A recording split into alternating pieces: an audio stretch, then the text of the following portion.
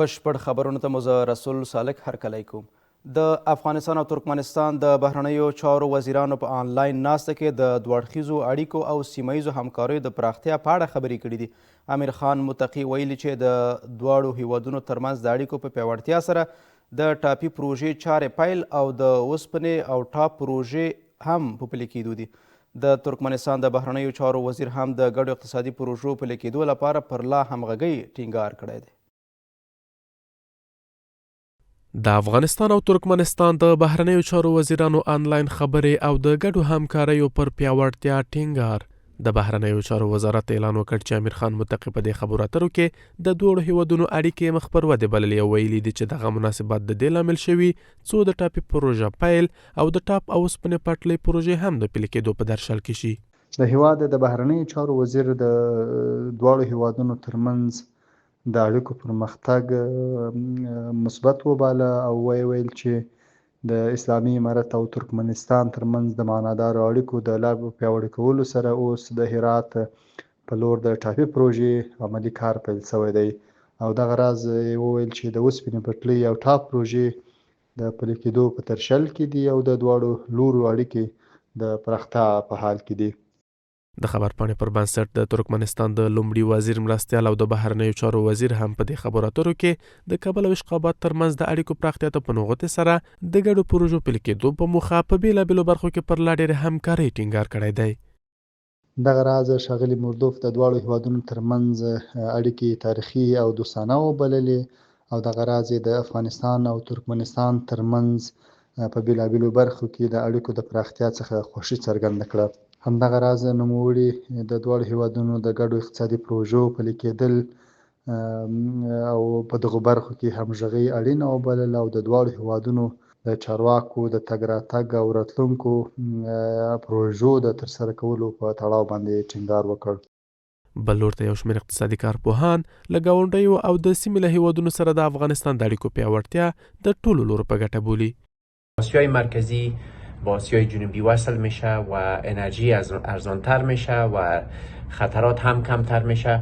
وقتی کشورها با هم تجارت و انرژی شریک میشن ثبات خودش میایه و این کمک نیست، یک عقل اقتصادی است و میتونه که یک همکاری واقعی باشه. ترکمنستان یک کشوری دارای منابع نفتی سرشار در سطح آسیای میانه است و میتونه که یک شریک تجارتی بسیار خوبی بزرگی برای مسائل نفتی و تامین کننده مشتقات و مواد نفتی افغانستان باشه. د بهرنیو چارو وزارت د خبرپاڼې پر بنسټ دواړو لورو په دغه آنلاین خبرو کې سیمه ییزې همکارۍ او غونډې په تېره بیا د افغانستان او منځنۍ اسیا هیوادونو مسیر کې مهمې او ارزښتناکه بللې دي.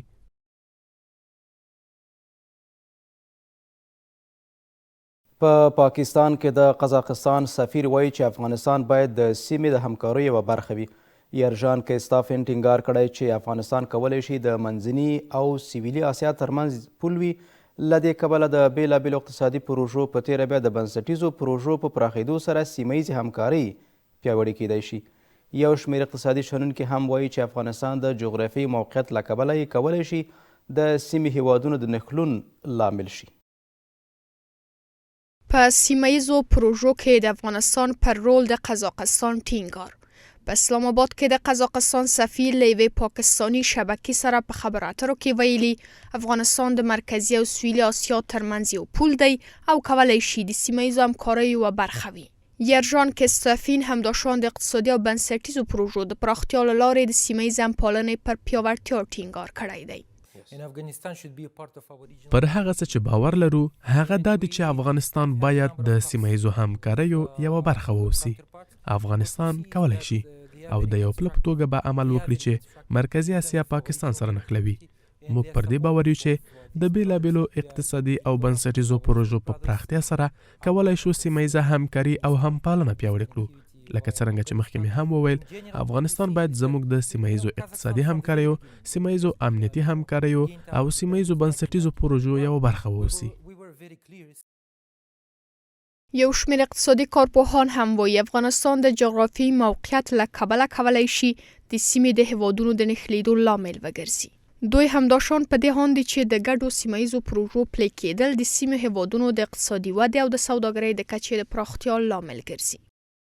افغانستان از لحاظ ژئوپلیتیک در یک نقطه واقع است که میتونه کشورها را با هم وصل بکنه، کشورهای منطقه را، و یک اهمیت خیلی استراتژیک داره. به دلیل از اینکه شما میفهمین اگر خط آهن افغان ترانس حرکت بکنه بدون شک کشورهای جنوب آسیا را با آسیای مرکزی وصل میکنه. خط آهن یکی از راههایی است که میتونه افغانستان را با کشورهای منطقه و جهان وصل بسازه و این هم سبب میشه تا هم انتقالات به اسرع وقت صورت بگیره و هم هزینه ها کاهش پیدا بکنه که سبب میشه تا قیمت کالا در بازار داخلی کاهش پیدا بکنه و توان خرید مردم افزایش پیدا بکنه. در کنار از این هم سبب میشه تا بیشتر هماهنگی منطقوی در ایجاد شود و افغانستان به کوریدور نقطه وصل آسیای میانه با آسیای جنوبی مبادل شود. لدې سره اسلامي امارت مخکې دې تل ویلي کابل له بهرني اقتصاد محور سیاست سره له ټولو هیوادونو سره د مثبتو اړیکو د پراختیا غوښتونکی دی.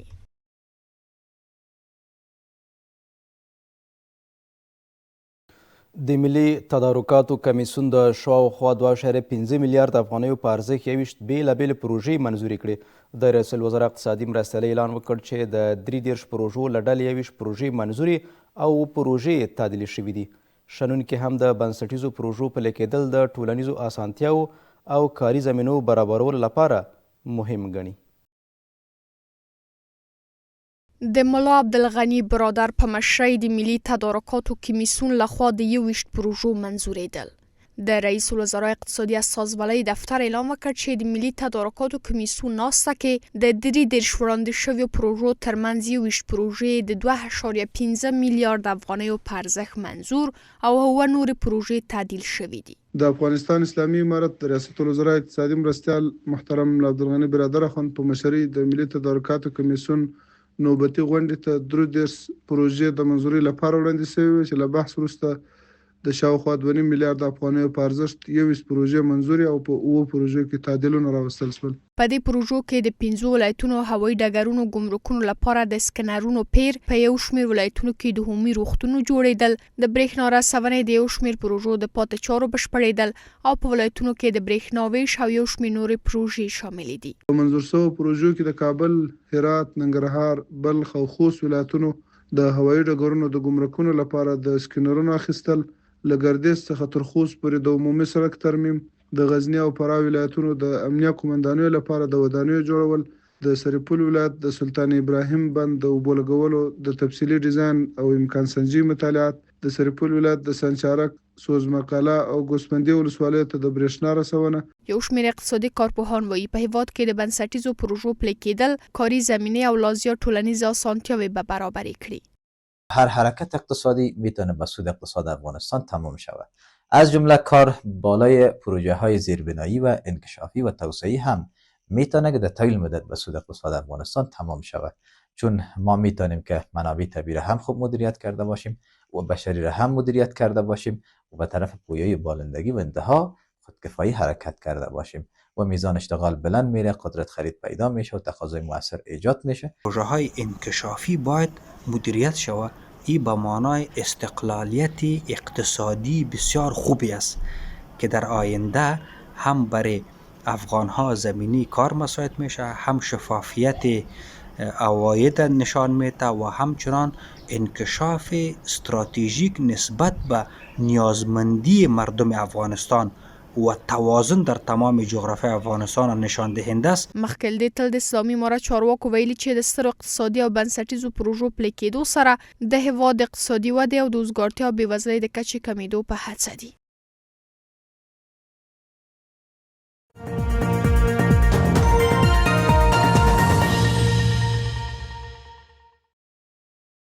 په ارزو کې د خبري ټولګې دوام ته ښه راغلاست. د تیر زیږدیز کال په لړ کې د هرات په صنعتي ښارګوټي کې د شاوخوا 1.5 میلیارډ ډالرو په پانګونې سره په دغه ولایت کې 350 وړو او کوچنیو کارخونو خپل فعالیت پیل کړی دی.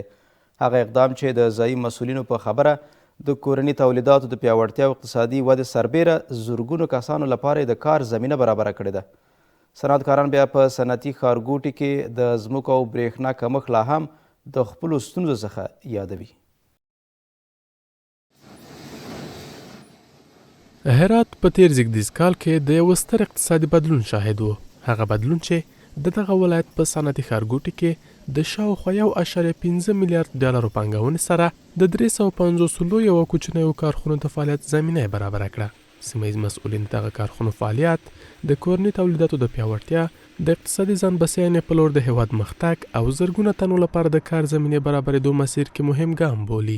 در طول سال گذشته میلادی در ولایت هرات بیشتر از 350 کارخانه بزرگ و کوچک تولیدی در شرک صنعتی ولایت هرات آغاز به فعالیت نمودند که این رقم بالا نشان از رشد و تقویت صنعت در ولایت هرات می باشند. در سال 2025 سرمایه گذاری های بزرگ به هرات شد که میتونیم گفته که به از 200 فابریکه بیشتر فعال شد. فابریکاتی که فعال میشه، کوچکترین فابریکی که فعال شده باشه از $1 میلیون سرمایه گذاری از کم نیه و بزرگترین فابریکی که فعال شد فابریکی قوطی سازی بود که $120 میلیون بود. د دغه پرمختګونو سربیره خو یو شمېر صنعتګر وایي په صنعتي ښارګوټي کې د برېښنا او ځمکې کمښت لرې کېدو په صورت کې به د پانګونو کچه تر دې ډېر زیاتوالی عمومي. اگر برق و زمین برای صنعتکار داده شود، صدها هزارها تاجر و صنعتکار سرمایه گذاری هست که منتظر زمینه مساعد شود، زمین داده شود، برق باشه، انشالله سرمایه گذاری بیشتری باید بکنن. په 2014 کال کې موږ د حکومت څخه د امارت اسلامي څخه دا غوښتنه لرو چې صنعتکارانو ته ځمکې ورکړل شي او هغو ته د برق اسانتیاوې برابرې شي چې خلک وکولی شي چې کار وکړي، خدمت وکړي خپل د ځان لپاره او د وطنوال لپاره. د مسؤلینو د معلوماتو پر بنسټ دا مهال د هرات په صنعتي ښارګوټي کې شاوخوا 1200 کارخونې فعاله دي چې نږدې 115,000 تنه پکې په کار بوخت دي. وربشو د هیواد ختیځ لور ته په ننګرهار کې لا کډوالۍ یو شمېر تازه راستنې شوې میرمنې غالۍ اوبي. دوی له دغه لارې د خپلو کورنیو لګښتونه پوره کوي او د خپل د کاروبار ودې لپاره د لا ډېر ملاتړ غوښتنه کوي. په همدې حال کې د ننګرهار د صنعت او سوداګرۍ ریاست د صنعتکارو میرمنو څخه لا ملاتړه ډاډ ورکوي. ګلمینا له کډوالۍ څخه تازه راستانه شوې میرمن چې د جلال آباد په ښار کې د غالۍ اوبدنې د یوې کارګاه په جوړولو سره د یو شمېر نورو میرمنو لپاره هم د کار زمینه برابره کړې ده. هغې چې د غالۍ اوبدل په پاکستان کې زده کړي د خپل د کار راتلونکي ته خوښبینه ده، وایي کولی شي دلته د غالیو په اوبدلو سره ښه درآمد ترلاسه کړي.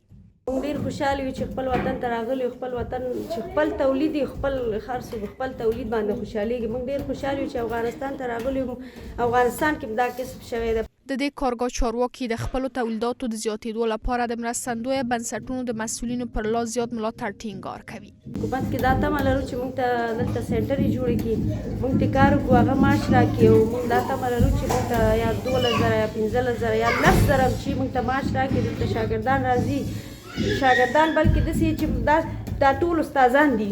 په همدې حال کې د ننګرهار د صنعت او سوداګرۍ ریاست چارواکي ډاډ ورکوي چې په دې ولایت کې له صنعتګرو څخه ملاتړ ترسره کیږي. که دلته په داخل کې د خام موادو ضرورت دلته ورته مهیا برابرو، که دلته نه نو بیا د بهر نه چې راغواړي په هغې باندې ډېر کم معافیت راځي، 1% یا 2%. نو د مشکل د حل لپاره لارې شته دي انشاءالله. په عمومي ننګرهار ولایت کې 360 کارخانې لرو چې په دې کې 130 په صنعتي پارک کې دي او نور د ښار په مختلفو ځایونو کې دي، په کار باندې فعالیت کوي او خپل هیوادوال پکې د کار زمینه ورته برابره ده. له دې سره مخکې د هیواد ته تازه راستانه شوي کډوال د خپلو کورنیو د لګښت پوره کولو لپاره د کاري زمینو د برابرېدو غوښتنه کړې ده. د نن شپې خبرونه او راپورونه همدومره به له تاسو ټولو لیدونکو او همکارانو څخه په مننه تر بیا ښې چارې.